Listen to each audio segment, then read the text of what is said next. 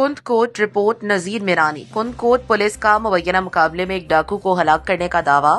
Police ने हलाक होने वाले डाकू पर 11 मुकदमात जाहिर किए। जराये के मुताबिक इसे गिरफ्तार करके बाद में फुल फ्राई किया गया। तफसीलात के मुताबिक कुंदकोट पुलिस और डाकुओं के दरमियान मुबैना मुकाबला। दौरान मुकाबले में पुलिस ने एक डाकू को मारने का दावा किया है। इस सिलसिले में एसएसपी कुंदकोट के तर्जुमान की जानिब से रात गए जारी करदा प्रेस रिलीज के मुताबिक इंचार्ज 15 खलील लगारी की टीम का थाना ए सेक्शन की हदूद मोहम्मदानी पुलिस पकेट के करीब डाकुओं से मुकाबला हुआ।